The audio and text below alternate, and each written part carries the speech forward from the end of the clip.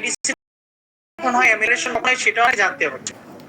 এক, আচ্ছা, সেই সাথে আপনাকে যে চাপা পড়া রোগ লক্ষণ ফিরে আসে কেমন রূপে ফিরে আসছে সেটা আপনাকে জানতে, কারণ এখানে ম্যানেজমেন্টটাও রয়ে গেছে, এখানে ম্যানেজমেন্টটাও রয়ে গেছে, বা রোগীর মেডিসিন প্রয়োগ করার পরে কি লক্ষণটা প্রকাশ পেতে পারে সেটাও আপনাকে জানতে হচ্ছে। আবার কি বললাম, যে রোগ লক্ষণ যখন বৃদ্ধি পাচ্ছে বা রোগ লক্ষণ যখন ফিরে আসছে বা রোগ লক্ষণ যখন কমতে আছে, তখন আমার কোন কি সেদিকেও আমাকে নজর রাখতে হচ্ছে। তাহলে আফটার অল আমরা এই জায়গাতে আজকের যে আলোচনা সেটা হলো ডোজ এন্ড পোটেনসি। তাহলে আমরা মূল আলোচনায় যাই। আমরা কয়েকটা আলোচনা এখানে ক্লিয়ার করি। আমাদের হেরিংস ল কি, হেরিংস ল বলে যে চাপাকৃত রোগ লক্ষণ ফিরে আসতে পারে বা ফিরে আসবে, প্রথমে অ্যাগ্রাভেশন হবে, পরে কমে যাবে। অবজারভেশন কি বলেছে, আপনাকে কেন্টের অবজারভেশন সম্পর্কে জানতে হবে। কেন্টের অবজারভেশন না জানেন তাহলে আপনি পরবর্তী যে আমার ডোজটা সঠিক হয়েছে না বেঠিক হয়েছে, আমি কি অনুপাতে ডোজ দিব, এই কথাগুলো কিন্তু প্রেসক্রিপশনের আলো দিয়ে আলোচনা করি, তাহলে বুঝতে সুবিধা হবে। ব্যক্তিগতভাবে আমার পড়ার ধরনটাও আলাদা, আমার নিজে বোঝার কৌশলটা আলাদা, আর আমার পড়ানোর ধরনটা যেমন আমি বোঝাতে চাইছি যেটা আমরা কেন্টের যদি অবজারভেশনের আলোকে আমরা প্রেসক্রিপশনের কথা বলি ডোজ এন্ড পোটেনসি, তাহলে যদি যে ফার্স্ট এরার উপশম আসছে, হ্যাঁ, তারপরে কি আসে পারফেকশন হচ্ছে, তাহলে আমার পাওয়ার পোটেনসিতে কি ভুল ছিল। তাহলে আমরা ধরুন আমরা এই কথা আপাতত নিচ্ছি যে প্রথমে যেটা নাম্বার 5 এ আছে, যে প্রথমে উপশম আসছে পরে অ্যাগ্রাভেশন হয়েছে, আমি আমার প্র্যাকটিক্যাল লাইফে পেয়েছি। এই পাওয়ার পরে পরবর্তীতে আমি কোনো রোগী দেখলে আমি এই কথা রাখতে হচ্ছে, পাওয়ার পোটেনসি ডোজ আমার মাথায় রাখতে হচ্ছে। তাহলে ওখানে আমি আলোচনা হবে, আলোচনাগুলো একটু বুঝে নেবেন, কিন্তু আমি সাজাই আর ক্লাসে শেষ করার চেষ্টা করব। তাহলে আমাকে পাওয়ার পোটেনসি এবং ডোজ নির্ধারণের ক্ষেত্রে আমি দেখছিলাম কোন একটা রোগীর প্রথমে অ্যামিলেশন ছিল, পরে অ্যাগ্রাভেশন হয়েছিল, ওখানে কি হতে পারে, আপনার ম্যানেজমেন্ট ব্রেক হতে পারে, আপনার তুলন নিম্ন শক্তি অ্যাপ্লাই করেছিলেন, হতে পারে সাদৃশ্যটাকে প্রাধান্য দিয়ে মেডিসিন সিলেক্ট করে, যার কারণে কিছু কিছু রোগ লক্ষণ কমেছে কিন্তু রোগী ভালো হয়। তাহলে এখানে যেটা আমরা ইয়ে করতে, তুমি রুমে যাও বাবা, চলো, আচ্ছা যা। তাহলে এখানে আমরা যে দেখলাম যে এখানে পাওয়ার পোটেনসি, ডোজ এন্ড পোটেনসি, আর আমরা কি দেখলাম, আমরা দেখলাম যে দীর্ঘদিন ধরে রোগের উন্নতি হচ্ছে না, নাম্বার 1, দীর্ঘদিন ধরে রোগের মানে বাড়তেই আছে এবং অবনতি হচ্ছে, আমরা কি করে থাকি, বারবার পূর্ণ প্রয়োগ করে থাকি। তাহলে আমরা এই জায়গাটা একটু নজর রাখলাম যে আমরা নাম্বার 5 এবং নাম্বার 1 এর সাথে অ্যাড করলাম। আবার আরেকটা জিনিস করি যে নাম্বার 2, দীর্ঘমেয়াদী অ্যাগ্রাভেশন হয়েছে, দীর্ঘমেয়াদী যদি কখনো আরোগ্য হচ্ছে তাহলে খুব স্লো গতিতে। আমরা এই জায়গাটায় কেন হয়েছে, কেন প্রশ্নের উত্তরে আমি কিন্তু প্রথমে একটা রোগী দেখিনি, আমি কিন্তু পরের রোগীতে ডোজ এন্ড পোটেনসি অ্যাড করব, যার কারণে এই আলোচনাগুলো। তাহলে আমরা কি করলাম, এই রোগীতে দীর্ঘমেয়াদী তার অ্যাগ্রাভেশন হয়েছে এবং যদি কখনো আরোগ্য হচ্ছে কম, তাহলে আমরা কি অনেকেই একই শক্তি বারবার প্রয়োগ করি, একই শক্তি বারবার প্রয়োগ। আচ্ছা, সেই সাথে আবার কি বললাম যে বলেছিল প্রথমে উন্নতি আসছে পরে অবনতি, তাহলে আমাদের সিলেকশন হলো কি, আমরা লো পোটেনসি অ্যাপ্লাই করেছিলাম। আচ্ছা, নাম্বার 1 এ বলেছে দীর্ঘমেয়াদী তার রোগের অবস্থা অবনতি হচ্ছে, এখানে আমরা কি পেয়েছি, আমরা এখানে খুঁজে পেয়েছি যতটুকু না জীবনী শক্তি ক্যারি করতে পারে তার থেকে বেশি হাই পোটেনসি অ্যাপ্লাই করেছি। করণীয় কি, তাহলে নেক্সট কোন রোগী আসলে আমাকে পাওয়ার পোটেনসি ডোজ নির্ধারণ করতে হচ্ছে। একটাই বললাম যে বারবার পুনঃপ্রয়োগ করার কারণে তার রোগ লক্ষণের অ্যাগ্রাভেশন কখনো কমছেই না। আগে আমরা বললাম জীবনী শক্তি তার 10 কেজি নেওয়ার মতো দিয়েছি আমরা তাকে 20 কেজি, অর্থাৎ 30 শক্তিতে গ্রহণযোগ্যতা আনে, সেখানে আপনি 10 বা সিএম দিয়েছেন, জীবনী শক্তির মূল্যায়ন করেননি। আপনি জীবনী শক্তির মূল্যায়ন করেননি, আপনি রোগের আওতা বা রোগটা আসলে কিউরেবল নাকি দুরারোগ্য আপনি সেদিকেও নজর দেননি। যার কারণে আজকের এই অবস্থা। তাহলে আমাকে পরবর্তীতে যখন সংশোধন হতে হচ্ছে তখন আমাকে নজর রাখতে হচ্ছে কোথায়? নজর রাখতে হচ্ছে এই পাওয়ার পোটেন্সি এবং ডোজের উপরে। আমার কথা ক্লিয়ার শোনা যায় কিনা? যদিও বৃষ্টি হচ্ছে, আমি জানি না সব জায়গায় নেটওয়ার্ক সমস্যা আছে কিনা। আচ্ছা, শোনা যায়।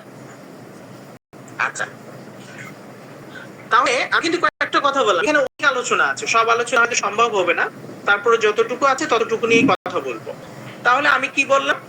আমার মাথার মধ্যে কি থাকলো? আমার মাথার মধ্যে থাকলো ভাইটাল ফোর্স, আমার মাথার মধ্যে থাকলো হাউ টু রিমুভ ডিজিজ, আমার মাথার মধ্যে থাকলো প্রথমে স্টেকিং, আমরা ডোজ এন্ড পোটেন্সি, সেখানে ভাইটাল ফোর্স সম্পর্কে আমার ধারণা আছে।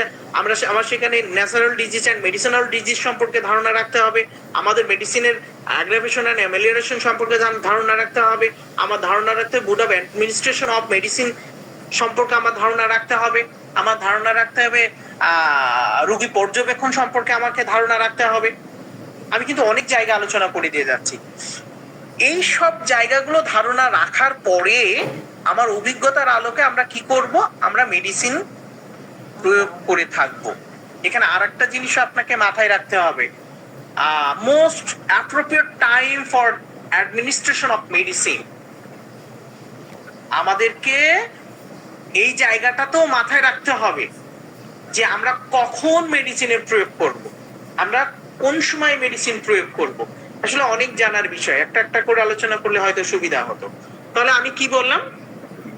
আমি যেটা বললাম সেটা হলো যে আমরা আমাদের ত্রুটিটা, ভুলটা আমরা কোথা থেকে শিখছি? যদি আপনি গেটের অবজারভেশন দেখেন, আপনি যদি অর্গানন অফ মেডিসিন দেখেন, আপনি যদি হেরিংস ল দেখেন, তাহলে আমার পরবর্তী রোগীতে ডোজ এন্ড পোটেন্সিটাকে আমার নির্ধারণ করা হচ্ছে। তাহলে এবার আসুন আমরা নাম্বার 1 এ যাই, কিন্তু অবজারভেশনের আলোকে আমরা একটু ডোজ এন্ড পোটেন্সি সিলেকশন করে আসি। তাহলে নাম্বার 1 এ যাই। নাম্বার 1 এ গিয়ে যে দেখা গেল যে রোগের দীর্ঘমেয়াদী অ্যাগ্রাভেশন হয়েছে এবং অবশেষে রোগীর অবস্থা খুব শোচনীয়। এটা কেন হয়েছে? আমরা যদি এই জায়গাটাতে খুঁজি এটা কেন হয়েছে, তাহলে কেনর উত্তরে আমার আসলো হতে পারে আপনার ভুল সিলেকশন, হতে পারে আপনার ম্যানেজমেন্ট ব্রেক, হতে পারে আপনার দুরারোগ্য ব্যাধি, হতে পারে আপনার পাওয়ার পোটেন্সি রং সিলেকশন। তাহলে আপনি সেখানে ক্রনিক ডিজিজ দেখছিলেন, ক্রিটিক্যাল অবস্থা, জীবনী শক্তির শোচনীয় অবস্থা, আপনি সবকিছু মিলে আপনি তাকে, হতে পারে অনেক অনেক রাইটার লিখেছে স্ট্রং মাইন্ড সিমটম পাইলে হাই পোটেন্সি অ্যাপ্লাই করুন। আপনি জীবনী শক্তির উপরে গুরুত্ব দিলেন না, তার ডিজিজের যে আওতা বা পরিধি সেই দিকটা আপনি নজর দিলেন না, আপনি most appropriate time for administration of medicine সেই দিকে নজর রাখলেন না। তাহলে রোগীকে আপনি কি করলেন? ধরুন 10 ml দিলেন, কি করলেন? পুনর্প্রয়োগ করলেন, বারবার দিলেন, আপনি একটা ডোজ দিলেন না, সূক্ষ্ম করে একটা ডোজ দিলেন না, তাকে বারবার বারবার প্রয়োগ করতে বলছেন। সম্ভবত এখানে আমাদের কৌশিক ভাই আছে, আমাদের এলাকাতে কোন এক জায়গা আছে 1M 10M CM pound file কেনে, সকালে 10 ফোঁটা, দুপুরে 10 ফোঁটা, রাতে 10 ফোঁটা, আমি জানি না এরা বেঁচে থাকে কি করে। তো যাই হোক, আমরা যেখানে আলোচনা করছিলাম, তাহলে আপনি সেই দিকে নজরও দিলেন না যে এই রোগীটার কোন সময়ে মেডিসিনটা প্রয়োগ করব। আমি একটা একটা করে একটু ভাঙার চেষ্টা করছি, যদি সম্ভব হয় আরো একটা ক্লাসে নিব।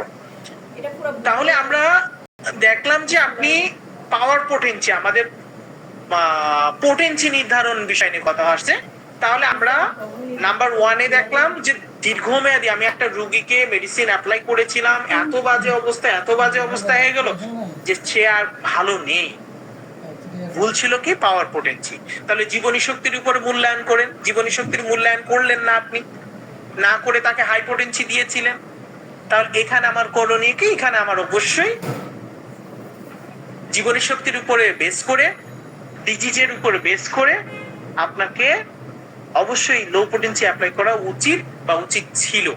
তাহলে আমরা মূলত কোথায় গুরুত্ব দিব? আমরা গুরুত্ব দিব মেডিসিনের তীব্রতা, রোগের তীব্রতা যখন কম থাকবে, জীবনী শক্তি ঠিক যে অবস্থাতে ক্যারি করার মতো থাকবে। আপনি জীবনী শক্তিটা আসলে আপনার থার্ড আই দিয়ে, আপনার একান্ত ব্যক্তিগত অবজারভেশন দিয়েই কিন্তু আপনি বুঝতে পারবেন যে এই রোগীর কত পোটেন্সি অ্যাপ্লাই করা যায়। ধরুন আমরা একুইট একটা কেস নিয়ে কথা বলি, আমরা একুইট কেস নিয়ে কথা বলি, আর একটা ক্রনিক কেস নিয়ে কথা বলি। তাহলে একুইট কেসে ধরুন আপনি তার কি নিয়ে এসেছিল, মাথা ব্যথা নিয়ে। একুইট কেসে তীব্র মাথা ব্যথা নিয়ে এসেছিল।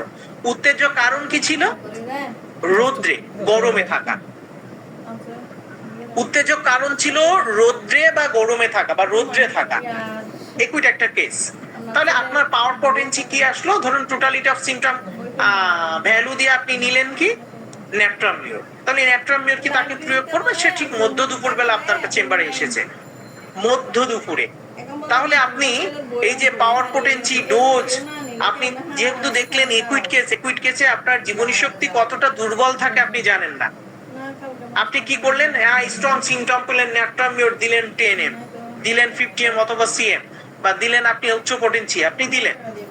আসলে আপনার জন্য কি উচিত ছিল আপনি ধরুন একটা ডোজই দিলেন, আপনি সিঙ্গেল ডোজই দিলেন। যদিও আমি ব্যক্তিগত ক্ষেত্রে একুইট কেসগুলোতে সিঙ্গেল ডোজ, একটা ডোজে আমি থেমে থাকি না। ক্রনিক কেসে আমি একটা ডোজ সিঙ্গেল ডোজের উপরে দিও না। তো এখানে আমরা যেটা উল্লেখ করতে চেয়েছি, আমরা পাওয়ার পটেন্সি সিলেকশনের সাথে আমরা ডোজ সিলেকশনের সাথে আমরা কোন সময় মেডিসিন প্রয়োগ করব সেটাও একটা অ্যাড করলাম, যে কোন সময় মোস্ট অ্যাপ্রোপ্রিয়েট টাইম আমরা কোন সময় মেডিসিনটা প্রয়োগ করব। তাহলে একুইট একটা কেস নিয়ে আসলো, ধরুন ন্যাট্রামিওর সিলেকশন হলো, টোটালিটি অফ সিম্পটম ন্যাট্রামিওর। তাহলে একুইট কেসে জীবনী শক্তি সব সময় দুর্বল থাকে। একটা জিনিস মাথায় রাখবেন, একুইট কেসে জীবনী শক্তি সবসময় দুর্বল থাকে, তবে স্বল্প মেয়াদী। কিন্তু যতক্ষণ দুর্বল থাকে ততক্ষণ রোগ শক্তি জীবনী শক্তির উপরে এত বেশি প্রভাব ফেলে, যার কারণে জীবনী শক্তি ভীষণ দুর্বল হয়ে যায়। রোগের যে লক্ষণ সমষ্টি আছে খুব দারুণ ভাবে প্রকাশ পায়।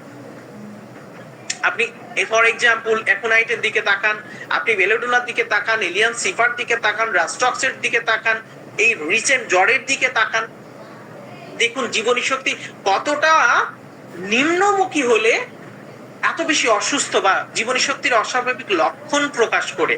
তাহলে আমাদেরকে এখানে কি রাখতে জানতে হচ্ছে? ভাইটাল ফোর্স সম্পর্কে জানতে হচ্ছে। আপনি কি করলেন? আপনি তাকে এই ন্যাট্রামিওর 1 ml বা 10 ml দিলেন। কোন সময় দিলেন? ঠিক মধ্য দুপুরে রোদ থেকে এসে তার প্রচন্ড মাথা ব্যথা করছে, এর আগে কখনো হয়নি। তাহলে আপনি তাকে কি দিচ্ছেন? ন্যাট্রামিওর। কত শক্তি? 1 ml। আসলে কি এখানে যোগ্য ছিল 1 ml? বা আপনি ওই সময় কি তাকে দেওয়া উচিত ছিল? জীবনী শক্তি এখন ভীষণ দুর্বল, জীবনী শক্তি এখন ভীষণ দুর্বল। তাহলে আপনার উচিত ছিল কি, ওই যে যেটা বললাম অ্যাফোরিজম 236 থেকে 242, যে most appropriate time for administration of medicine. তাহলে আমার ওই সময় দরকার কি ছিল? রোগীর রোগ প্রবণতাকে কমানো, সেটা ম্যানেজমেন্টের মাধ্যমে হোক, ঠান্ডা জায়গায় বসে হোক, গোসলের মাধ্যমে হোক, ঠান্ডা পরিবেশে হোক। আমরা জানি ন্যাট্রামিওর প্রচন্ড গরম কাতর, আমরা কমন মেডিসিন নিয়ে কথা বলি। তাহলে আমরা মেডিসিন কখন প্রয়োগ করছি? ওই ন্যাট্রামিওর হাই পটেন্সি অ্যাপ্লাই করছি একুইট কেসে, রোগীর জীবনী শক্তি খুব দুর্বল ছিল। এখন দেখুন আমরা নাম্বার 1 এ গেলাম, কেন্টের অবজারভেশন নাম্বার 1 এ গেলাম, রোগের চরম অবনতি হচ্ছে, চরম অবনতি হচ্ছে। যেখানে জীবনী শক্তি ভীষণ দুর্বল ছিল আপনি তাকে হাই পটেন্সি অ্যাপ্লাই করেছিলেন, ওখানে সলিউশন কি দেখিয়েছে? কেন্টের অবজারভেশন নাম্বার 1 এ সলিউশন কি দেখিয়েছে? যে চূড়ান্ত আকারে যদি অবনতি ঘটতে থাকে, রোগের যদি কমতি না থাকে, তাহলে আপনার সব লক্ষণ মেলান, আপনি সিঙ্গেল প্রশ্ন করুন, ম্যানেজমেন্ট ঠিক আছে, ডোজ ঠিক আছে, ম্যানেজমেন্ট ঠিক আছে, পটেন্সি ঠিক আছে, সব ঠিক আছে। ভুল ছিল কি? ভুল ছিল পাওয়ার পটেন্সি। পাওয়ার পটেন্সি কি হয়েছিল? পাওয়ার পটেন্সি হাই দিয়েছিলেন, যার কারণে রোগের অবনতি হচ্ছে। ওখানে কিন্তু সলিউশনে, এটার অবজারভেশনের 1 নম্বর সলিউশনে কিন্তু এটা আসছে। তাহলে আপনি পূর্বের তুলনায় পরবর্তী সলিউশনগুলো অবজারভেশনের সমস্যা থেকে সমাধানেও কিন্তু এটা উল্লেখ আছে যে যদি রোগের অ্যাগ্রাভেশন হয় তাহলে তুলনামূলক নিম্ন শক্তি অ্যাপ্লাই করুন। তাহলে আপনি একুইট কেসে আপনি একুইট কেচে জীবনী শক্তির মূল্যায়ন করলেন না, অর্থাৎ ওই কেটের অবজারভেশনের ওখানে কিন্তু জীবনী শক্তিকে মূল্যায়ন করেই কথা বলছে।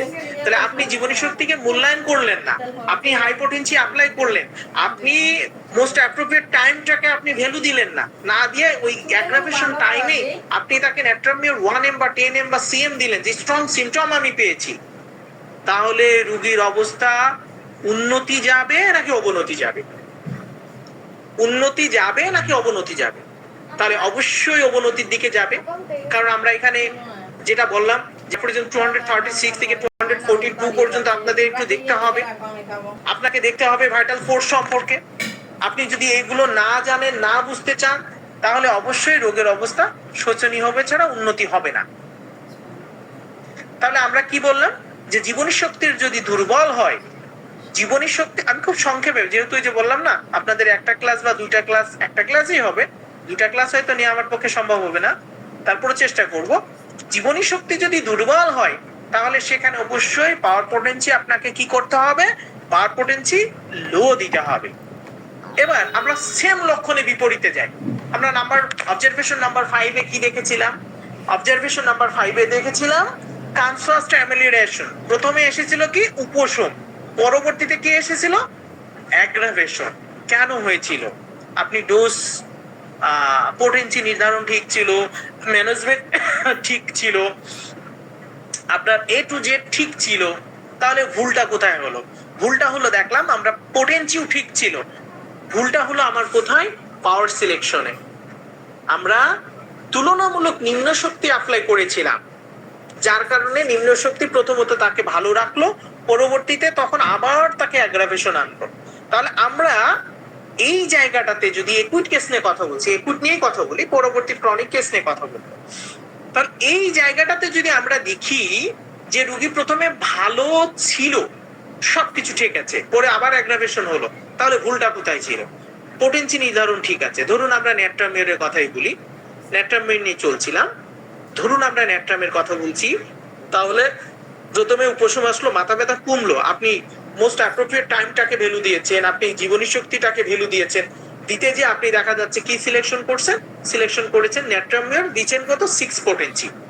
রোগী বলল মেডিসিন প্রয়োগ করার পরে কিছু ভালো ছিল, কিছু সময় ভালো ছিল, তাহলে কিছু সময় ভালো ছিল, পরে আবার অ্যাগ্রাভেশন হলো, তাহলে পূর্বের তুলনায় উচ্চ শক্তি অ্যাপ্লাই করতে বলছে। তাহলে এখান থেকে কি শিখলাম? এখান থেকে শিখলাম আমরা জীবনী শক্তিকে মূল্যায়ন করুন, রোগের অবস্থাকে মূল্যায়ন করুন, মূল্যায়ন করে সেই পোটেন্সিটা অ্যাপ্লাই করুন যেটা তার জন্য ভালো যায়। এখন কথা হলো আমি বুঝবো কিভাবে এটা ভালো চাই? তাহলে এটা জীবনী শক্তিকে আপনার সম্পর্কে জানতে হবে, আর ডিজিজ সম্পর্কে জানতে হবে, রোগের আওতা পরিধি সম্পর্কে জানতে হবে, রোগটা কতদিনে সেটা জানতে হবে। যদি ক্রনিক কেস হয়ে থাকে, তাহলে ক্রনিক কেসের ক্ষেত্রে সাধারণত এই লক্ষণগুলো বেশি দেখা দেয়, যে প্রথমে কমছে পরবর্তীতে বাড়ছে, এটা সাধারণত ক্রনিক কেসের ক্ষেত্রে দেখা যায়। তাহলে ক্রনিক কেসের ক্ষেত্রে আপনি যদি এই লক্ষণটা দেখেন, তাহলে আপনাকে অবশ্যই জীবনী শক্তির উপরে ভ্যালু দিতে হবে, ডিজিজের উপরে কিছু ভ্যালু দিতে হবে। ধরুন আপনার কাছে স্কিন ডিজিজ এসেছে, ধরুন স্কিন ডিজিজ আসলেও আসার পরে আপনি তাকে সালফার দিলেন, কমন মেডিসিন নিয়ে আলোচনা করি, আপনি তাকে সালফার দিলেন, সালফার দেওয়ার পর কি হলো? বললো যে আমি না প্রথম 5-7 দিন ভালোই ছিলাম, তারপরে আবার বেড়েছে। সালফার কত দিয়েছিলেন? 6 অথবা 30 পোটেন্সি। কি বললো? আমি না কিছুদিন ভালো ছিলাম, ভালো থাকার পরে আবার অ্যাগ্রাভেশন হয়েছে। কেন হয়েছে? আপনি ম্যানেজমেন্ট দেখলেন, ম্যানেজমেন্ট সে ঠিক আছে, আপনি রোগের ক্রিয়ানাশক কোনো কিছু, মেডিসিনের ক্রিয়ানাশক কোনো কিছু করেছে কিনা সেটা দেখলেন, উত্তেজক কোনো খাবার খেয়েছে কিনা সেটা দেখলেন, সব ঠিক আছে, তাহলে বাড়লো কেন? সেখানে আমরা সিলেকশনে দেখলাম ডোজও ঠিক আছে, পাওয়ার পোটেন্সি ভুল আছে, তাহলে নিম্ন শক্তি অ্যাপ্লাই করেছিলেন। তাহলে এখন করণীয় কি? পূর্বের তুলনায় উচ্চ শক্তি অ্যাপ্লাই করা। তাহলে সেখান থেকে আমরা কি শিখলাম? যে আমরা অবশ্যই জীবনী শক্তির উপরে এবং রোগের আওতার উপরে ভিত্তি করে আমরা পাওয়ার পোটেন্সি সিলেকশন করব। তাহলে আমরা এখানে যেটা উল্লেখ করলাম যে ক্রনিক কেসের ক্ষেত্রে আমরা সাধারণত পাওয়ার পোটেন্সি সিলেকশনে অনেক সময় চলে আসে খুব জটিলতা, আমি 200 দিব নাকি 1m দিব নাকি 10m দিব নাকি cm দিব। দেখুন আমি আবারও বলছি, এটা একদমই একটা বিতর্কিত আলোচনা, একদমই একটা বিতর্কিত আলোচনা, এবং এটা ভেঙে ভেঙে আলোচনা করলে আমি অনেকগুলো জায়গা আপনাদের বলেছি যে এই জায়গাগুলো আমাদের জানতে হবে, আর আমি সব জায়গাগুলোকে একত্রিত করে আমার অভিজ্ঞতার আলোকে আপনাদেরকে আলোচনাগুলো শোনাচ্ছি। তাহলে এই জায়গাটা আমার করণীয় কি ছিল, এই জায়গাটাতে আমার করণীয় কি ছিল?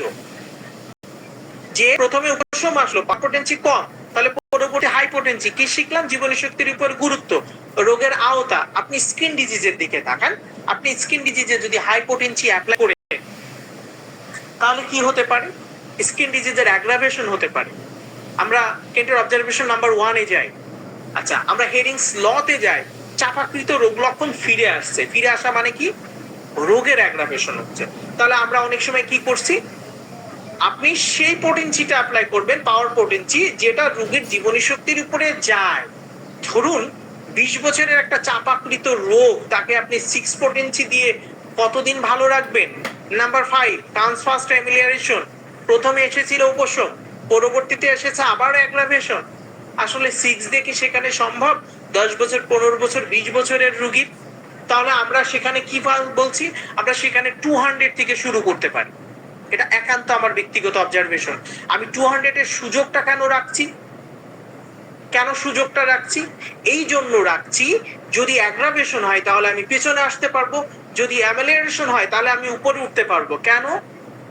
কারণ এই রকেট গতির যুগে আপনাকে কখনোই রোগী সুযোগ দেবে না।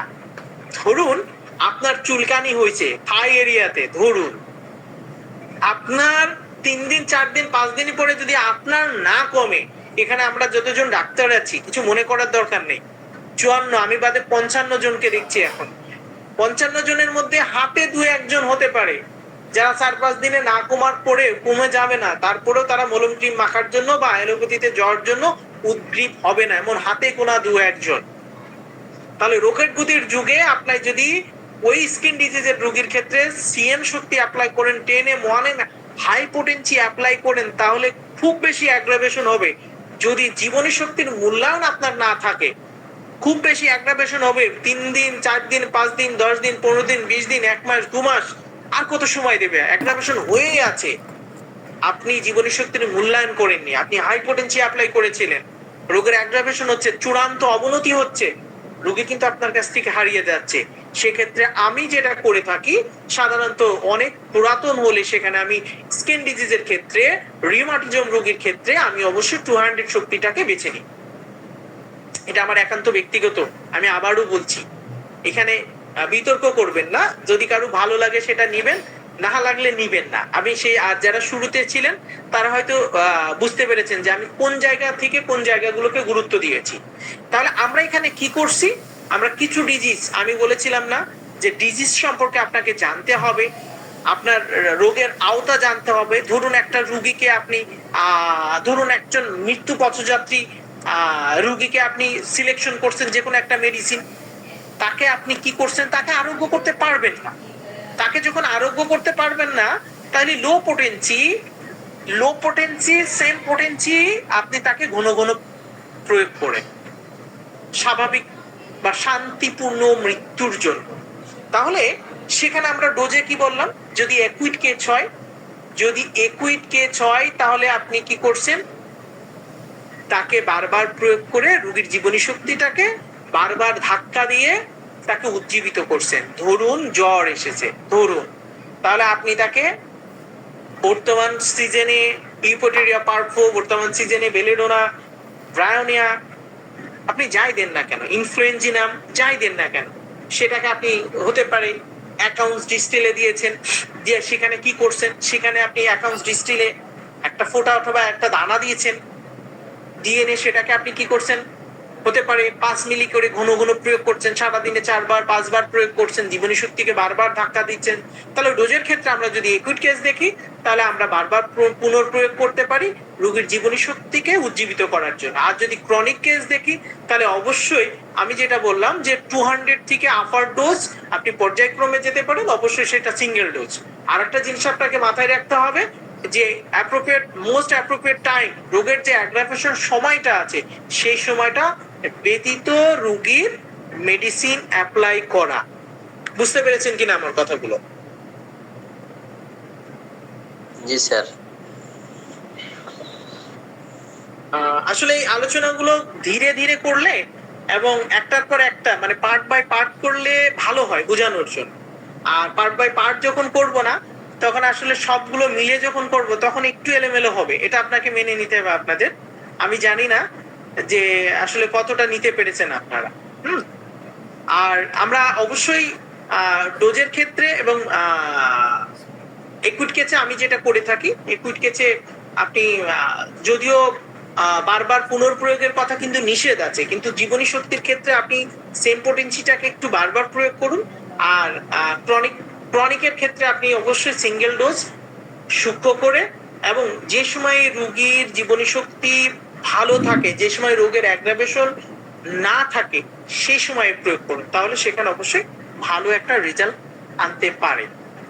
তো যাই হোক, আমি আসলে একটু ব্যস্ত আছি, বাসায় একটু অসুস্থ, ছেলের মা একটু অসুস্থ, তো এই জন্য আলোচনা আরো সংক্ষিপ্ত করলাম। এইটুকুর মধ্যে কারো কোনো প্রশ্ন আছে কিনা? আমি মনে হয় অ্যাভারেজ করে বোঝাতে পেরেছি কিনা জানি না, অ্যাভারেজ করে এইটুকুর মধ্যে যদি কারো কোনো প্রশ্ন থাকে তাহলে উত্তরটা নিব।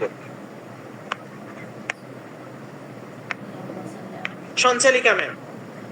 জি স্যার, আপনি বলছিলেন যে আপনি মধ্যম শক্তিটা গ্রহণ করছেন 200 শক্তি, এটা খুবই যুক্তিযুক্ত আমার কাছে মনে হইতেছে। তো সেক্ষেত্রে বলছিলেন যে যখন 200 শক্তির পরেও যদি অ্যাগ্রাভেশন ঘটে, সেক্ষেত্রে অ্যাগ্রাভেশন কমানোর জন্য পরবর্তীতে কি লো পটেন্সিতে যান, এই কথাটা আমি একটু জানতে চাইছিলাম। হ্যাঁ আমি যাই, কেন্টের অবজারভেশন তাই বলেছে। হ্যাঁ সেটা যখনই অ্যাগ্রাভেশন ঘটে গেছে এরপরে কি অপেক্ষা করেন কিছুদিন, নাকি তখনই আবার লো পটেন্সি প্রয়োগ করেন? আচ্ছা, অ্যাগ্রাভেশন কেন ঘটেছে সেটা আগে আপনাকে জানতে হবে। অ্যাগ্রাভেশনটা হতে পারে যে ম্যানেজমেন্ট ব্রেক করেছে। ধরুন ফর এক্সাম্পল আপনি একটা মাথা ব্যথার রুগী নিয়ে কথা বললাম, মাথা ব্যথার রুগীকে আপনি ন্যাট্রাম দিয়েছিলেন, ভালো ছিল, কিন্তু আবার রোগের সে মাথা ব্যথার তীব্রতা নিয়ে এসেছে। আপনি শুনলেন যে সে রোদে আগুনের কাছে সারাদিন রোদে কাজ করেছে, হ্যাঁ, ঘুম হয়নি ঠিক মতো, খুব মানে টেনশনে আছে, ডিপ্রেশনে আছে। আচ্ছা, আপনি তাকে পাওয়ার পোটেন্সি কমাবেন, বাড়াবেন, সেম পোটেন্সি দিবেন, নাকি প্লাসিবো দিয়ে অপেক্ষা করবেন, কোনটা? প্লাসিবো দিয়ে অপেক্ষা করব, ম্যানেজমেন্ট ঠিক রাখার চেষ্টা করব। আচ্ছা, এখন ধরুন ম্যানেজমেন্ট সে মেনে চলেছে, বাসায় ছিল, ঘুম ভালো হয়েছে, সবকিছু ঠিক আছে, কিন্তু রোগের খুব অ্যাগ্রাভেশন হচ্ছে, জীবনী শক্তি ভীষণ দুর্বল, তাহলে কেন্টের অবজারভেশন বলছে পূর্বের তুলনায় নিম্ন শক্তি অ্যাপ্লাই করুন, সেম পোটেন্সি। যদি আপনার পোটেন্সি সিলেকশন রাইট হয়, আর যদি রং হয় তাহলে তো কথাই নেই।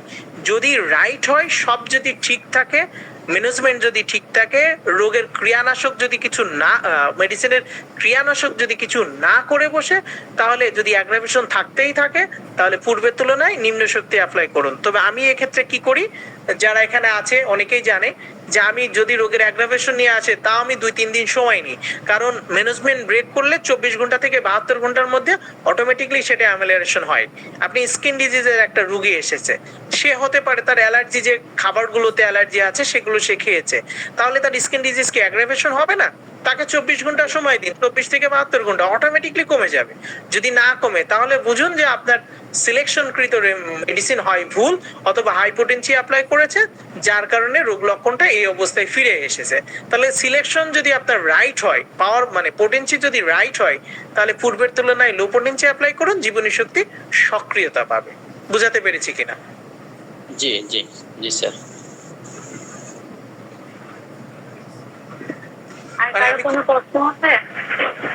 সংক্ষেপে এবং মানে আলোচনা করলাম, আমি জানি না আপনাদের কতটুকু ভালো লেগেছে। হ্যাঁ, আসসালামু আলাইকুম স্যার।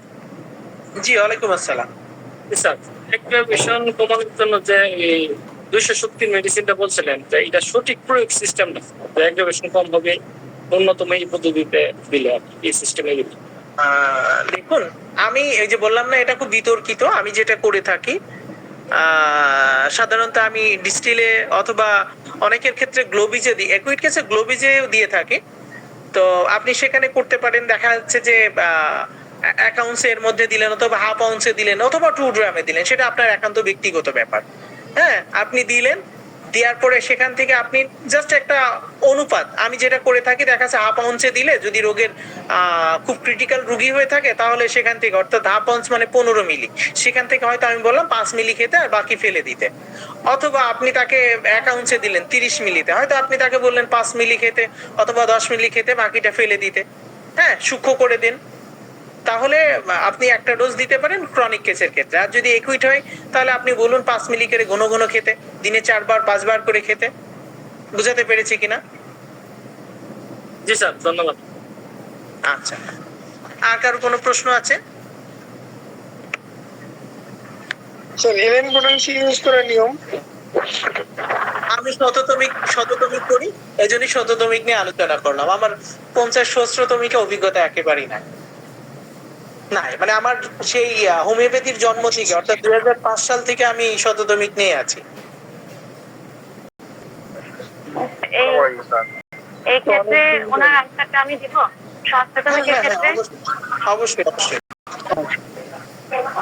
আচ্ছা, স্বাস্থ্যতমিকের ক্ষেত্রে এই ক্ষেত্রে আমরা 2 থেকে অথবা পাওয়ার 1 থেকে অনেকে 2 থেকে শুরু করে, এখানে যদি অ্যাগ্রেভেশন হয় সেখানে কাপিং সিস্টেম করে বলে দিতে হবে রোগীকে যে আমরা তো একটা করে দেই, সেখানে 1 গ্লাস পানিতে যে মেডিসিনটা ডাইরেক্ট খাবে সেই মেডিসিনটা একটা ওই 1 গ্লাস পানিতে দিবে, 1 চামচ দিয়ে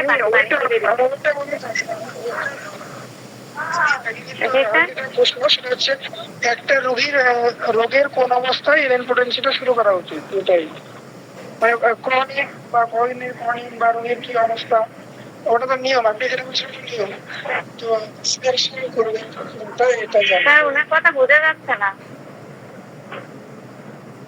শোনা যাচ্ছে?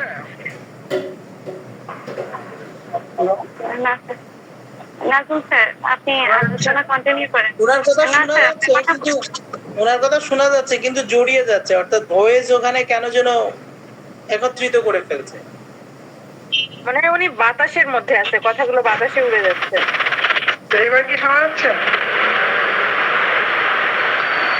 ম্যাম এবার কি শোনা যাচ্ছে? শোনা যাচ্ছে। আচ্ছা স্যার, আমরা নাজমুল স্যারের আলোচনাটাই কন্টিনিউ করে এটা নিয়ে লাস্টের দিকে বলবো। স্যার কন্টিনিউ করেন।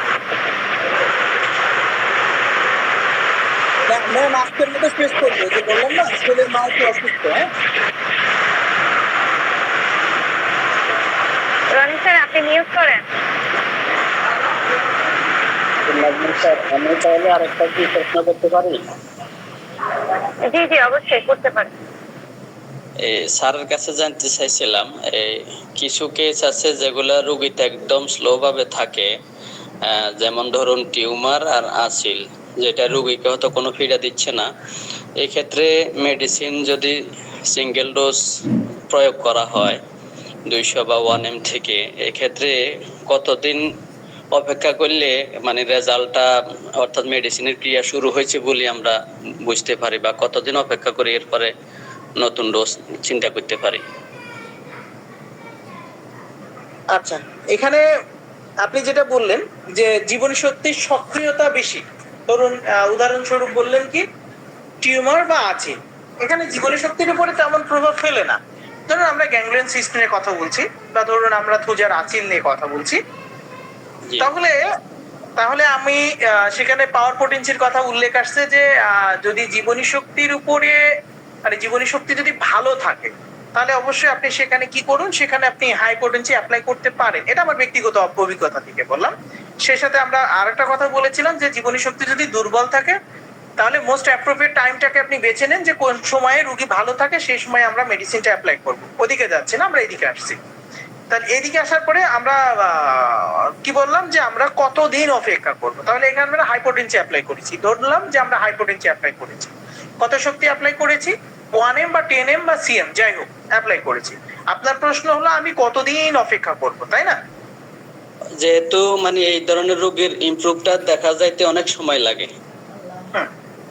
আচ্ছা, তাহলে আমরা যদি অ্যাফোরিজম 246 এ একটু যাই, সেখানে কিন্তু উল্লেখ আছে যে আপনি মেডিসিন প্রয়োগ করার পরে যদি আপনার সিলেকশন রাইট হয়, এখন রাইট আর রং আপনাকে বুঝতে হলে আপনাকে মেডিসিনের নলেজ থাকতে হচ্ছে, হিউজ নলেজ জানতে হচ্ছে।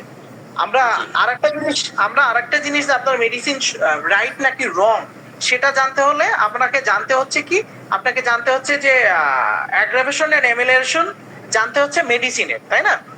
মেডিসিনের অ্যাগ্রাভেশন টাইম এবং এমিলিয়েশন টাইমটাও জানতে হচ্ছে। তাহলে আপনার সিলেকশন রং আর রাইটটা নিয়ে কথা বলি, তারপরে ওটাতে যাচ্ছে।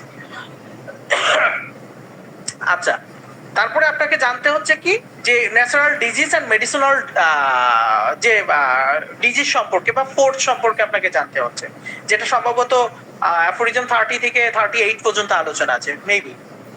তো আমরা যদি এই জায়গাগুলো যাই, যে দেখলাম যে না সব ঠিক আছে, ইটস ওকে, সব ঠিক আছে, আমার মেডিসিনাল অ্যাগ্রাভেশন হয়নি, বা হইলেও সেটা হেডিংস ল কে ফলো করেছে, কেন্টের অবজারভেশন কে ফলো করেছে, আমার ভাইটাল ফোর্স যেখানে অ্যাফোরিজম 9 থেকে 10 পর্যন্ত আছে সেটা ফলো করেছে, সব ফলো করেছে, তাহলে আমি দেখলাম যে আমার মেডিসিন বা আমার মেডিসিনের যে লক্ষণগুলো আসার কথা ছিল সব ঠিক আছে। তাহলে আমি কতদিন অপেক্ষা করবো? আমি বলবো যতদিন রোগীর উন্নতি থাকবে ততদিন, হতে পারে 60 দিন, হতে পারে 50 দিন, হতে পারে 30 দিন, হতে পারে 80 দিন, হতে পারে 100 দিন, বা আমার এমনও আছে 90 দিন বা 100 দিনের পরেও আমার মেডিসিন প্রয়োগ না করার অভ্যাস আছে। তাহলে আপনি এই সকল ক্ষেত্রে যদি রোগী বলে যে আমি ভালো আছি, সেটা যে কোনো হোক, স্লো গতিতে, ধীর গতি সম্পূর্ণ, আমরা কেটের অবজারভেশনে দেখেছি কিছু ডিজিজ আছে যা ধীর গতি সম্পূর্ণ, এটা আরোগ্যের নীতিটাই ধীর গতি সম্পূর্ণ। হ্যাঁ, তাহলে সেখানে আমার করণীয় কি, আপনার পাওয়ার পোটেন্সি ডোজ সব যদি রাইট থাকে, তাহলে আপনি অপেক্ষা করুন কতদিন পর্যন্ত? ততদিন পর্যন্ত যতদিন রোগী বলবে আমি ভালো আছি। আর আমি এই জন্য বলে থাকি যে আপনি যে যত বেশি প্লাসিবো ইউজ করতে পারবে সে তত বেশি ভালো ডাক্তার। আর প্লাসিবো ইউজ করতে গেলে সাহসের একটা জায়গা থাকে, অর্থাৎ আমার সিলেকশন কিন্তু রেমেডিটা রাইট, পাওয়ার পোটেন্সিটাও রাইট। তাহলে আমি বুঝাতে পেরেছি।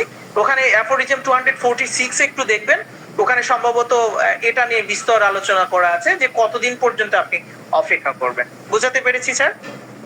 যে এটা তো গেল যদি উন্নতি হইতেছে, ধরেন আমি কথার কথা রোগীকে 1 মাসের জন্য প্লাসিবো দিয়ে দিলাম ওষুধ, প্রথমে হয়তো সিঙ্গেল ডোজ দিয়ে, এক্ষেত্রে 1 মাস পরে রোগী আসে যদি ধরেন বলল আমার টিউমারটা তো যে অবস্থায় আছে বা আসিলেরও কোনো পরিবর্তন দেখতেছি না, এই ক্ষেত্রে কি করণীয়? আপনার রং সিলেকশন নাকি রাইট সিলেকশন নিয়ে কথা বলছেন? রাইট সিলেকশনের ভিতরে আমি ধরলাম আমার নির্বাচন সঠিক ছিল বলে আমার আত্মবিশ্বাস আছে, কিন্তু এই ক্ষেত্রে 1 মাস পরে রোগী আসি বলতেছে আসলে এখনো আগের অবস্থানে আছে বা টিউমারটাই আগের অবস্থানে আছে, এই ক্ষেত্রে কি সিদ্ধান্ত নেওয়া? তাহলে আপনার রাইট যদি সিলেকশন থাকে তাহলে আপনার উচিত কি? রোগী বলছে নাম্বার 2, কেন্টের অবজারভেশন নাম্বার 2 কি বলেছে? কেন্টের অবজারভেশন নাম্বার 2 বলছে যে আমার রোগের অবনতি, চরম অবনতি, কিন্তু একটা সময় এসে উন্নতি একটু হচ্ছে। সাধারণত রোগী এটাই বলে যে উন্নতি একটু দেখা দিয়েছে মনে হচ্ছে। বা আপনার অবজারভেশন যদি দেখেন, আপনি তাকে থুজা দিয়েছিলেন, ধরুন এক প্রচলিত একটা মেডিসিন, আপনি বললেন যে আমার সিলেকশন মানে আত্মবিশ্বাস থেকে বললেন আমার সবকিছু ওকে, আমার সব ছিল, তাহলে আমার কোনো রোগের অ্যাগ্রাভেশন মানে কমছে না, আমি আসিল থেকে না আরেকটু জায়গায় যাই, না থুজা নিয়ে আসিল নিয়ে কথা বললাম। হ্যাঁ, তাহলে আপনি দেখেছিলেন যে ওর প্রচুর সাইকোটিক মাইন্ড ছিল, হ্যাঁ, আত্মবিশ্বাসের অভাব ছিল, সন্দেহপ্রবণ মানসিকতা ছিল, এখন সেগুলা আর নেই। আপনি তো আসিল দেখে মেডিসিন দেননি, থুজা দিয়েছেন নাকি? আপনি নিশ্চয়ই টোটালি সিম্পটম নিয়েছেন, ফুড ডিজায়ার নিয়েছেন, মাইন্ড নিয়েছেন, অ্যাগ্রাভেশন নিয়েছেন, স্টুল নিয়েছেন, হ্যাঁ, ঘাম নিয়েছেন। রোগী বললেন আপনার মেডিসিন খাওয়ার পরে না আমার মুখটা ঘামতো, বাট না এখন ঘামে না। হ্যাঁ, আমার কিছু অবাঞ্ছিত লোম ছিল, একটা ফিমেল পেশেন্ট আসলো, সেগুলো না পড়ে গেছে, কিন্তু আছিল বা টিউমার সেরকমই আছে। তাহলে আপনার কি করা উচিত ছিল? এক্ষেত্রে মেডিসিন কাজ করতে নাম্বার 4, কেন্টের অবজারভেশন নাম্বার 4, কোনো অ্যাগ্রাভেশন ছাড়াই রোগী যদি ভালোর দিকে থাকে তাহলে তাকে প্লাসিবো দিতে বলছে। তাহলে আমি যেটা বললাম যে রোগী বলল যে আমার সব মানে ডিজিজ যেটা প্রেজেন্ট কমপ্লেন সেটা আমি এসেছিলাম, কিন্তু লক্ষ্য করে দেখলাম যে আমার অবাঞ্ছিত লোমগুলো পড়ে গেছে, আমি এখন বেশ সহজে লোককে বিশ্বাস করতে পারি, মিশতে পারি, আমার মুখ ঘামতো সেটা এখন ঘামে না। তাহলে আপনার কি করা উচিত ছিল? প্লাসিবো ইউজ করা উচিত ছিল, অথবা আরো সময় নেওয়া উচিত ছিল। আপনি 20 দিন 30 দিন পর আসলেন, ডোন্ট মাইন্ড, আমাদের হোমিওপ্যাথি ডাক্তারদের হাত চুলকানি বেশি। হ্যাঁ, ও আমার আরেকজন প্রিয় মানুষ এসেছে। আসসালামু আলাইকুম জাহাঙ্গীর স্যার, আমি আবার বেশি বকছি, কিছু মনে করেন না। হ্যাঁ, না স্যার, ওয়ালাইকুম আসসালাম স্যার, কথা বলেন স্যার। তা আমাদের হাত চুলকায় বেশি, হ্যাঁ, মেডিসিন প্রয়োগ করার জন্য, পুনর্প্রয়োগ করার জন্য বা মেডিসিন চেঞ্জ করার জন্য। আপনি টোটাল এটা সিমটম না জেনে তো দেননি। তাহলে রুগী যখন আপনার অন্য সিমটম ভালোর দিকে আছে, তাহলে আপনি অপেক্ষা করুন, আরেকটু সময় অপেক্ষা করলে। কেন্দ্রের ফোর্থ অবজারভেশনে বলছে আপনার দেরিতে হলেও এই রুগী আরোগ্য লাভ করবে, দেরিতে হলেও এই রুগী আরোগ্য লাভ করবে। তাহলে আপনি আরো সময় নেন, আরো সময় নেন, মেডিসিনের ক্রিয়ার টাইম পর্যন্ত সময় নিন। যদি 60 দিন হয় 60 দিন পর্যন্ত সময় নিন। দেন আপনি যখন বললেন আমার আত্মবিশ্বাস ভালো আছে, তাহলে আপনি তাকে পরবর্তী পটেন্সি দেন। এখন কথা হলো যে কোনো উন্নতি আসছে না, তাহলে ভুল আত্মবিশ্বাস নিয়ে তার আমার লাভ নাই। তাহলে আপনি রিকেস চেকিং করুন।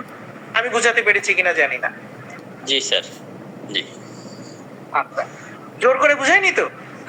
না স্যার, ঠিক আছে, আমি খুব ভালোভাবে বুঝছি। আচ্ছা, থ্যাংক ইউ। আমাকে এত কঠিন কঠিন প্রশ্ন করছেন যার উত্তর আমার জানা নেই, তারপরে দেওয়ার চেষ্টা করছি। না স্যার, আসলে খুব সুন্দরভাবে বুঝাইছেন, অসংখ্য ধন্যবাদ। আচ্ছা, আর কারো কোনো প্রশ্ন আছে? থাকলে দিন, না থাকলে আমরা আমাদের জাহাঙ্গীর স্যারের মুখে দুইটা কথা শুনে আমরা অবশ্যই শেষ করতে পারি। আমি বলেছিলাম এটা স্যার ক্লাসটা কি স্যার ক্লাসটা কি একটাই হবে নাকি আরো ক্লাস না, হবে? আমি একটা দিয়ে শেষ করার মতো করেই শেষ করেছি ম্যাম। আর না হলে আমার ভাইটাল ফোর্স নিয়ে কথা বলার ছিল, হাউ টু রিমুভ ডিজিজ এটা নিয়ে কথা বলার দরকার ছিল, মেডিসিনের অ্যাগ্রাভেশন একটা পার্ট করার কথা ছিল, মুড অফ অ্যাডমিনিস্ট্রেশন অফ মেডিসিনের ইয়ে নিয়ে কথা বলার দরকার ছিল, কেন্টের অবজারভেশন নিয়ে কথা বলার দরকার ছিল, হোমিওপ্যাথিক অ্যাগ্রাভেশন নিয়ে কথা বলার দরকার ছিল, হেডিংস ল নিয়ে কথা বলার দরকার ছিল। দেন আমার কথা বলার দরকার ছিল, সবার শেষ ক্লাসে দরকার ছিল এই ডোজ অ্যান্ড পোটেনসি নিয়ে। তো যাই হোক, সেটাকে আমি এক জায়গায় করি। আমি আপনাদের শুরু থেকে যারা ছিলেন তাদেরকে কিন্তু সবকিছু আলোচনা করেই বলেছি যে এই জায়গাগুলো যদি আমরা নজরে রাখতে পারি, তাহলে আমাদের ডোজ অ্যান্ড পোটেনসি গুলো সঠিক করা যায়। যার কারণে আমি যে সবগুলোকে একত্রিত করেছি, এগুলো একটা ক্লাসে শেষ করে দিলাম। এরপরে যদি কোনোদিন সুযোগ হয়, তাহলে আপনাদেরকে 4-5টা পার্টে আলোচনা করবো ইনশাআল্লাহ। ফারজানা ম্যাম, তারপরে আপনারা বুঝতে পারবেন কিনা জানি না। স্যার আলহামদুলিল্লাহ অনেক সুন্দর করে বুঝতে পেরেছে, বাকিরা মোটামুটি আমার মনে হয় বুঝতে পেরেছে। আর কারো কোনো কোয়েশ্চেন আছে স্যারের কাছে? কারো কোনো কোয়েশ্চেন আছে যদি থেকে থাকে বলতে পারেন। একজন লিখেছে স্যার, আর আমি করে শোনাচ্ছি স্যার। আচ্ছা, আমাদের মুকুল আক্তার ম্যাম একটা প্রশ্ন করেছে। মুকুল আক্তার ম্যাম আছেন? হ্যাঁ স্যার, মুকুল আক্তার ম্যাম আছেন? হ্যাঁ ম্যাম, প্রশ্ন করেছে তরুণ রোগের ক্ষেত্রে নিম্ন শক্তি দেওয়ার পরে প্রথমে যদি রোগ লক্ষণ হ্রাস পায়, নাম্বার 5, হ্যাঁ, অর্থাৎ উপশম হইতে হয়, এরপর যদি রোগ লক্ষণ বৃদ্ধি পায় পাওয়ার পোটেন্সি কি দিব? যদি আপনার সিলেকশন রাইট হয়, নাম্বার 5, আমি যেটা নিয়ে কথা বলেছিলাম, কামস ফাস্ট এমিলারেশন, এটার অবজারভেশন নাম্বার 5, তাহলে সেখানে আমরা যদি আফটার অল সব রাইট থাকে, তাহলে পূর্বের তুলনায় উচ্চ শক্তি দেব সেম পোটেন্সির। ম্যাম বুঝতে পেরেছেন? জি স্যার, বুঝতে পেরেছি। Thank you. আরেকদিন পটেন্সি আর বায়োকেমিক নিয়ে আরেকটা আলোচনা। আর কারো কোয়েশ্চেন নাই মনে হয় স্যার?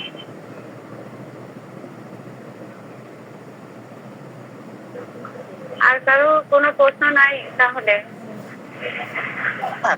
ঠিক আছে, তাহলে আমি দুইটা কথা বলে ক্লাসটা শেষ করি। আমাদের স্যার আছেন, জাহাঙ্গীর স্যার। আমি আসলে খুব হোমিওপ্যাথিতে একজন নগণ্য ব্যক্তি, হ্যাঁ, খুব অল্প জ্ঞান নিয়ে আমি হোমিওপ্যাথিতে আলোচনা করছি, ভুল হতেই পারে। আর শেখার জন্য যদি আমরা বাকবিতণ্ডা করি, তাহলে সেটা অবশ্যই ভালো শেখার জন্য। আর আমি আবারও বললাম যে আমি নবীন, একদম নবীন হোমিওপ্যাথিতে, সবে শিখছি। তো সুতরাং আলোচনায় যদি ভুল ত্রুটি থাকে তাহলে অবশ্যই নিজ সংশোধন করে নেবেন। হ্যাঁ, ধন্যবাদ সবাইকে। আমাদের এসএন জাহাঙ্গীর স্যার যদি কিছু বলেন আজকের আলোচনা নিয়ে, আপনার যদি কোনো আলোচনা থেকে থাকে স্যার। না স্যার, আলোচনার কিছু নেই, বিষয় নিয়ে আলোচনা করছেন তো হোমিওপ্যাথির এই বিতর্ক থাকলে অত লাভ নেই। ওই আপনি এক কথা বলেন আর আমি এক কথা বলি, আর যে স্যার ম্যাডামরাই যা কিছু বলুক না কেন, ওই কিছু তর্ক বিতর্ক থাকে স্যার। বাট ওই তর্ক বিতর্ক গুলো তখনই থাকবে না যখন অর্গাননের একেবারে শেষের দিককার যে সূত্রগুলো স্যার অলরেডি বলেই দিয়েছে না, সেগুলো যদি পড়েন তাহলে দেখবেন যে কিছু কনসেপ্ট ক্লিয়ার হয়ে যাবে। আর আরেকটা বিষয় হচ্ছে যে অনেক রাইটার তার ব্যক্তিগত কথা লিখেছেন, সেইটা আলাদা বিষয়। একটা বিষয় হচ্ছে অর্গানন আপনাকে একটা পথ দেখিয়েছে, সেই পথে যাওয়া। কেন্টের ফিলোসফিতে কিছু দিক নির্দেশনা দেওয়া আছে, যেটা কেন্টের 12 অবজারভেশন, বিতর্ক 22 অবজারভেশন, এইগুলো একটা বিষয়। আর কোন রাইটারের ব্যক্তিগত অভিজ্ঞতা আর একটা বিষয়। যার কারণে এই বিতর্ক থাকলেও আমার কাছে মনে হয় সবই সঠিক, কোনোটাই ভুল না। আপনি আপনার মতো করে দিতে পারলেই হবে। রুগীকে চিনেন, ভাইটাল ফোর্সকে এস্টিমেট করার চেষ্টা করেন, দেন তখন ডোজ এন্ড পটেন্সি আপনি ঠিকই দিতে পারবেন। এটুকুই স্যার, এছাড়া আর কিছু না। আর আপনার আলোচনা আমি আসলে প্রথম দিকে তো ছিলাম না, মাঝখানে ঢুকেছি, শেষের দিকেই বলা চলে। আলোচনায় ভুল মানে শুদ্ধের কোনো বিষয় নেই। আমার কাছে মনে হয় সবাই সব জায়গা থেকে সঠিকই বলেন। আমি আমার প্র্যাকটিস লাইফে কি পাচ্ছি কি না পাচ্ছি সেটা ভিন্ন কথা, কারণ সবার প্র্যাকটিস লাইফ একরকম না, সবার রোগীর দেখার প্যাটার্ন একরকম না। সেন্টিসিমাল 50 মিলিসিমাল নিয়ে অনেক বিতর্ক থাকে, অনেকেই বলেন যে 50 মিলিসিমাল কাজ করে না, অনেকেই বলেন যারা সেন্টিসিমাল প্র্যাকটিস করেন। আবার যারা গোড়া 50 মিলিসিমাল প্র্যাকটিস করেন তারা সেন্টিসিমালকে একেবারেই দুঃসাই করেন। এইগুলো থেকে দূরে থাকবেন। আমার কথা হচ্ছে যে আপনি যে পটেন্সি নিয়ে, যে স্কেল নিয়ে প্র্যাকটিস করেন না কেন করেন, আপনি ওই স্কেলটা সম্পর্কে জানেন, দ্যাটস এনাফ, আর কিছু না। এতটুকুই স্যার। জি স্যার, অসংখ্য ধন্যবাদ স্যার। না আসলে টপিকটা ছিল বিতর্কিত। না এটা তো বললামই স্যার, একেবারেই এগুলো নিয়ে প্রচুর বিতর্ক হয়। ইভেন আমার কাছে সব থেকে কষ্ট লাগে বিষয় কি স্যার, মানে আমি মাঝে মাঝে কিছু ডাক্তার সাহেবের কিছু প্রশ্ন দেখি, উনি বলে ফেলেন যে আচ্ছা এই রোগের ক্ষেত্রে এই ওষুধটা কত পাওয়ারের দিব। এই জাতীয় প্রশ্নগুলো একটু বিব্রতকর এরকম এই কারণেই বলছি যে রুগী আপনার সামনে আছে, আপনি রুগীকে বুঝবেন যে তার ভাইটালিটিটা কেমন, আপনি পটেন্সি সিলেকশন করবেন। আপনি যদি আমেরিকা থেকে আমাকে বলেন যে রুগী এরকম বা আমি এই ওষুধ দিব, কি পটেন্সি দিব, তাহলে এটা তো আমার জন্য উত্তর দেওয়াটা বোকামি। এটা আমি বুঝি এরকম। আপনার সামনে আছে, আপনি এস্টিমেট করবেন যে রোগীর ভাইটালিটি কেমন, দেন আপনি পটেন্সি সিলেকশন করবেন এবং আপনার ডোজ অফ অ্যাডমিনিস্ট্রেশন কি হবে সেটা আপনি নিজেই বুঝবেন। এখানে বাধা ধরা কোনো নিয়ম নেই, হ্যানিম্যান কোনো নিয়ম বলেও যাননি। একটি জায়গাতেই হ্যানিম্যান এই অভিজ্ঞতার কথা বলেছেন, তাছাড়া অর্গাননের কোথাও এক্সপেরিয়েন্সের কথা বলা নেই। আমরা অনেক সময় বলি এক্সপেরিয়েন্স ডক্টর। হোমিওপ্যাথিতে আপনার কাছে একটা নতুন কেস মানে নতুন জীবন, নতুন ওয়ার্ল্ড, এটা মানে একেবারে স্কলাররা বলে গেছেন। কিন্তু এই পটেন্সি সিলেকশনের ক্ষেত্রে বা ডোজ অ্যাডমিনিস্ট্রেশনের ক্ষেত্রে ডোজ আপনি কতটুকু দিবেন, কিভাবে দিবেন, সেইটার ক্ষেত্রেই হ্যানিম্যান শুধু অভিজ্ঞতার কথা বলেছেন। স্যার দেখেছেন মূল্যবান কথা, আপনাকে না নাড়লে মূল্যবান কথাগুলো বেরোতো না। Thank you sir. সালাম আলাইকুম স্যার। স্যার আমি একটু কথা বলবো স্যার, 1 মিনিট 30 সেকেন্ড স্যার। জি অবশ্যই। স্যার আমার কাছে মনে হয় এই ডোজ এন্ড পোটেন্সি নিয়ে যারা ঝগড়া করে এরা নবীন ডাক্তার, পুরাতন কেউ না। কারণ স্যার যারা ওয়াইজি তারা স্যার সবার কাছ থেকে নেয়, তারা ঝগড়া করে না মনে হয় স্যার, আমার কাছে মনে হয়। অনেক পুরাতন ডাক্তারও এই কথাগুলো বলেন, আপনি অনলাইনে দেখবেন অনেকেই এটা নিয়ে বিতর্ক করেন। আমরা অনেকদিন থেকে অনলাইনে দেখি এই জিনিসগুলো নিয়ে বিতর্ক হতে, শুধু অনলাইন বলে না, বাইরেও বিতর্ক হয়।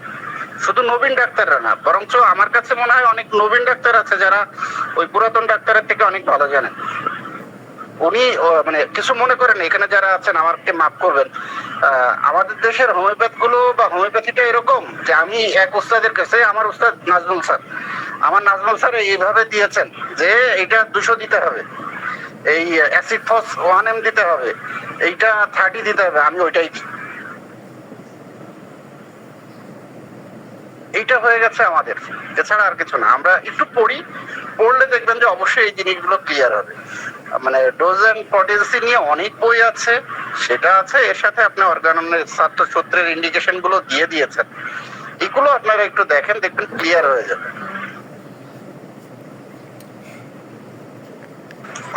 এই ক্ষেত্রে আমি যেটা করে থাকি বা স্যার যেহেতু আপনি শেষে এসেছেন, এখানে আলোচনা শেয়ার করা হচ্ছে মানে অভিজ্ঞতা। আমি যেটা বলে থাকি বা যেটা করে থাকি বা আমার যারা মানে আলোচনা শুনছে সবার জন্যই বলে থাকি যে এই ক্ষেত্রে জীবনী শক্তির উপরে মূল্যায়ন করতে হবে। ডিজিজটা আসলে কি ধরনের, তার আওতা পরিধি সম্পর্কে আমরা আমাদের ধারণা রাখতে হবে। তাহলে হয়তো আমরা dose and potency, power potency সিলেকশনে হয়তো এগোতে পারবো। যেখানে জীবনী শক্তি দুর্বল থাকলে আমরা আসলে, যেটা আমি আবারও বোঝাতে চেয়েছি, যে আপনি যদি একটা দুর্বল গাড়িতে 100 মন উঠাই দেন, তাহলে গাড়িটা তো চলবে না। তাহলে গাড়িটা যখন চলবে না, তখন অবশ্যই আমাদের একটু হলেও কমাতে হবে। আমি নিজের ব্যক্তিগত অভিজ্ঞতায় দেখেছি যে স্ট্রং মাইন্ড সিমটম পাইলে, অনেক রাইটার বলছে স্ট্রং মাইন্ড সিমটম পাইলে তাকে হাইপোটেনসি অ্যাপ্লাই করুন। কিন্তু ওই যে দুর্বল গাড়ি, তাকে 100 কেজি আপনি কিভাবে দিবেন? জানেন যে এটা গরুর গাড়ি, গরুর গাড়িতে সব দেওয়া যায়, আপনি দিয়ে দিলেন, কিন্তু জীবনী শক্তি খুব দুর্বল। তো সেই ক্ষেত্রে আসলে অভিজ্ঞতা, যেখানে যেমন জাহিদ স্যার কিন্তু দারুণ কথা বললেন যে আপনাকেই বুঝতে হবে, আপনাকেই। আমার আলোচনায় হয়তো আপনাদেরকে এটা বোঝালো যে আমরা জীবনী শক্তির উপরে মূল্যায়ন করব রোগের পরিস্থিতি কি, কি ধরনের ডিজিজ, এটা আসলে কতটা ভয়াবহতা, কতটা দ্রুত গতিতে জীবনী শক্তিকে অবনতি করতে পারে, তার উপর ভিত্তি করে করব। কিন্তু এটা বোঝাতে গেলে আমাদের স্যার যেটা বলেন যে এত আপনার দুটো চোখ বলবে, আপনার দুটো চোখ, আপনার থার্ড আই বলবে যে আমরা কত পোটেন্সি আসলে এখানে অ্যাপ্লাই করার যুক্তিগত 6, 200, 1M, 30, 10M, CM, সেটা একান্তই আপনার ব্যক্তিগতের উপর, মানে জীবনী শক্তির উপরে ভিত্তি করে, ব্যক্তিগত অভিজ্ঞতার উপরে। তাহলে হয়তো সিলেকশনটা ভালো হবে, রোগী আরোগ্যের দিকে যাবে। এটাই বেস্ট অপশন। যেটা বললাম না, স্যারকে টুকা না দিলে এইভাবে সুন্দর করে গুছিয়ে বলতো না। ধন্যবাদ স্যারকে। না না স্যার, কি বলেন আপনার, স্যার আর কিছু বলবো